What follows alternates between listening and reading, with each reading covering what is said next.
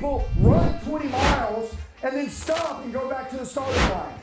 How many of you right now, if you were in something and stayed in it, you would have been there by now? In your fitness, you bought a gym pass 2 years ago. You started meal prepping. You still don't have the body. You gave up on it. If you would have just kept going. It's not an option for me to break my routine. Now, I want to cover one more thing. Where's my man Jason at? Where's Jason watching? Come here, Jason, come here. Because this is about last night. I want to talk about last night. Give it up for Jason. Give it up for Jason. This is my boy Jason. Last night we go to the Scottsdale Quarter. Me and Brad, our family, all of us were going to eat, right? And we ran into you and your wife. And Jason is going to eat over here. And Brad's like, oh yeah, that's good. And Jason goes, I'm not going to be eating in there. And Brad's like, what do you mean? And he goes, I already ate. I'm not going to eat in there. And Brad goes, that's why I don't do this six-pack shit, okay? Yeah, you can't fucking eat? Hold on. Like, you guys, we get one life, bro. Hold on. Is everybody ready to learn? You're gonna fucking die with a six-pack just like I am. Hold on. Except I'm gonna have fucking maple bars and you ain't. I love it. Jason, take your shirt off. Come on.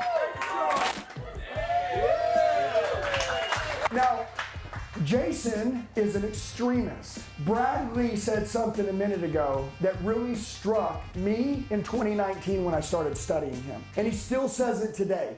It's what it means to Brad, what it means to you. It doesn't have to mean the same to Brad. The information can mean two different things. Brad said you'll never out-earn your own self-worth. My family is 300 to 500 pounds. That's my family. I need to get away from that. I have to. The reason why no one in my family has ever became anything is because honestly, no one has ever taken care of themselves. I've learned how salesmen work. Give them an inch, they'll take it a mile. Give them an inch of rope, they'll hang themselves with it. My wife, when I met her, she goes, if you ever cheat on me, I'm gone. You'll never talk to me again. I don't care if you were drunk. I don't care if you were drugged. I don't care. If we have children, you'll never see them again. You will never have the opportunity to explain to me what happened. Now, I'm gonna give my life to you. I'm gonna give you the power to hurt me and knowing that I can trust you that you won't. That's real love. She goes, so I'm gonna ask you, please understand this rule. I don't have many, but this is one that I'm gonna be firm on. That day, I made a decision that was super important that I needed to make sure that there was no gray area ever in anything. Does that make sense? Ever. There was nothing. There was not an inch of anything. She was my queen, my battle mate, the one I was gonna grow with. Everybody learns differently in here. I'm pretty hard-headed, I have ADD. I need to be told, if you do this, I'm going to fire you. You are gone. A lot of people don't like that. I need to be talked to that way. That's why I think I talk to people that way. I need that deal. When Jason goes, well, Brad, I can't eat in there. Jason, his value, his self-worth, when you start to put on body fat, you probably don't believe in yourself as much, right? Yeah, but he thinks he's fat right now. No, hold on. Yeah, he does, but yeah, see? No. That's just stupid. Hold on. I fucking have a donut, bro. But can I do this real quick? Tell me how you grew up for just a second. Grew up very poor, didn't have a father figure, spent a lot of time sleeping in the house. Really grew up really hard. And fitness was something that I really got into, was something I could really control. The discipline with that, and you asked me yesterday, what has it done for me? I really do feel fitness has got me a ton of business. It's sparked conversations for pretty much anybody I meet. It always starts around fitness. What do? You're a trainer. It's not, right? It's just the discipline and fitness just helps me in every area of life. Okay, let's talk about what you do for your mom and your family and stuff. My wife's here, Allie, in the back. We just moved here from North Carolina Monday, I think, last week. Met Andy in August, spent 4 hours with him, changed our life completely. Talk about that. Yeah, Allie and I were going through some things in our relationship. It wasn't terrible, but it wasn't great. And we spent time with Andy, and really our perspective changed from that moment. And from then on, like, we've had a great relationship, still working on it. My business started to turn around immediately. I started paying more attention to my team. And then we just decided to move to Arizona to be close to Andy and his wife, Jackie. You know, our life is just going, everything's been seamless here. We brought my mom, she's 73 years old. We brought her with us as well, which is very good for us. Hey, hold on. What's your mom's personality? She's extremely negative. Okay, hey, when I met your mother for the first time, and I've only met her once, when I met her, what did I do? Hey guys, real quick, if you have any questions or need anything, all you got to do is text the number below. Talked for about 30 minutes. But I checked her ass, didn't I? Yeah.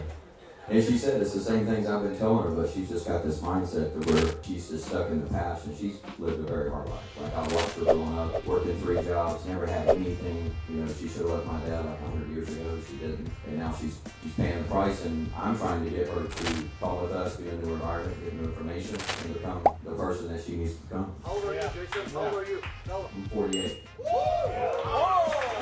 I want to say Jason's broken. He's a broken guy. I know he leans into fitness because when he can go into the gym for an hour and just focus on himself, work on himself, he leaves a better man for his wife, his children, his business, and he likes himself better. You need to figure out what makes you feel better about you. Does that make sense? That's what I'm talking about. And it ain't always that. But also, it's a measure to you of your discipline blade, your discipline edge. Does that make sense? I can always tell how disciplined I am based on my body fat percentage. But Andy, it's only relative to fitness. It's not, you can be disciplined in something without working out all the time. Okay. What you're trying to say is working out helps you. Yes, it does. But I would bet money if we had a crystal ball we could see magically, it's not the fitness that gets him anything. It's what he's doing there that causes that's doing the fucking magic. It's the real estate in between years that matters. And again, I got that real estate on lockdown. Okay, now, I want to say, So much so that I don't necessarily need to go prove it to myself. remember I said reprove. Who do you believe? That's up to you to decide today. Or what type of person are you? That's all. I mean, dude, I would look better if I looked like this. I don't know if I would think any better. And see, that's what you don't understand. He said, because I don't know because he's never been there. Yes, I have. What if I could yes, take I him have. there? Don't be lying. Yes, I have. See, I like getting rowdy. I like getting have been there, and I'm telling you, all I got was more chicks. That's all I got. It didn't make me rich. Well, There's a lot of people like that, broke as fuck. Explain it. They're around the wrong people. Well, there's a lot of other things than just that is all I'm saying. And listen, here's what we're talking about. Because again, if you're the person that needs to burn your boat, that is one way that works. But I'll give you an example. So I started out to be a trainer. I wanted to go help people. I helped some dude. I showed him how to make money. And I realized I've been doing this for a couple of years, and I can pull people out of Burger King, and I can just like take an average Joe and say, get over here and listen to me, and bam, all of a sudden you're making 15, 20 grand a month. And going from minimum wage to 15, 20 grand changes lives.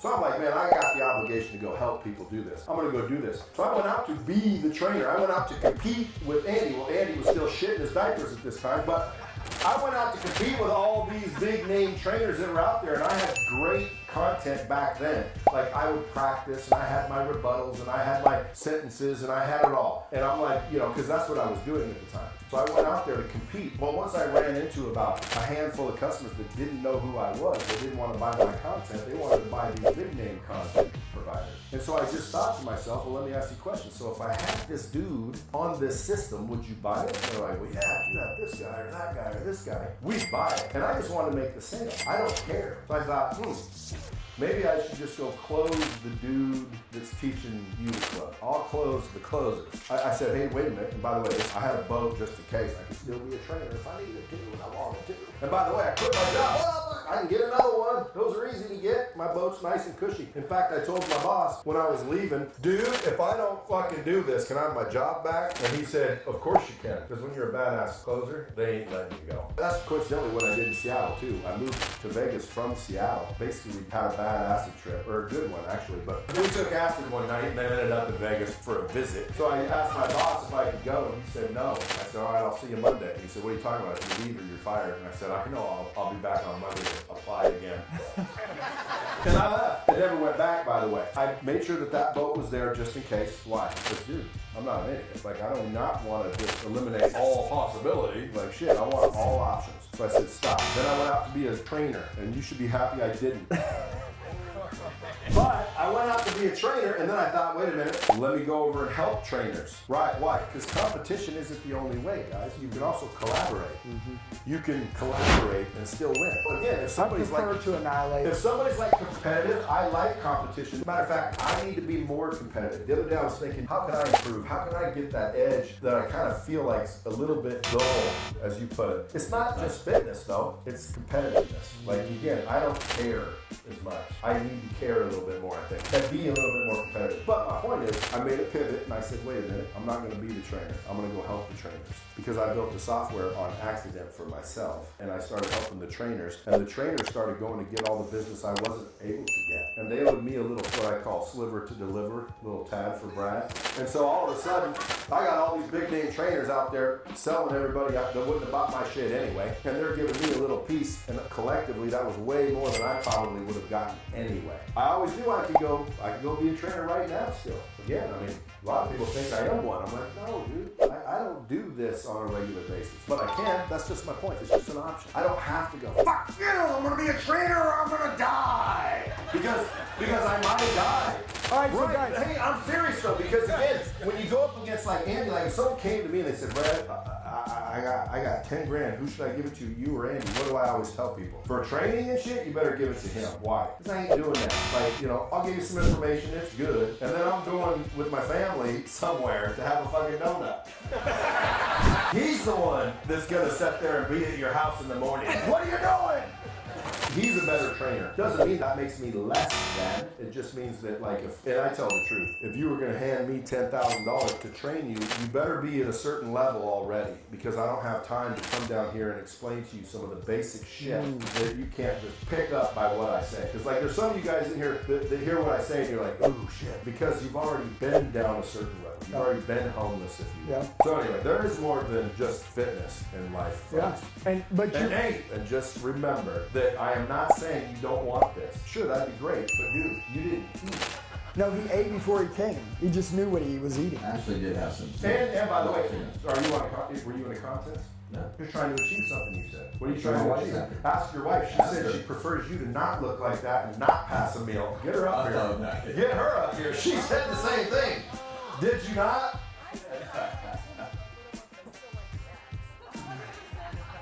Exactly. So again, he's trying to accomplish something, and he needs to measure his food and carry around his food and weigh his food. There's nothing wrong with this. And again, it does work, but you don't have to. You don't have to do anything. Exactly. Thank you. See, I just got him to admit it. All right. Come on.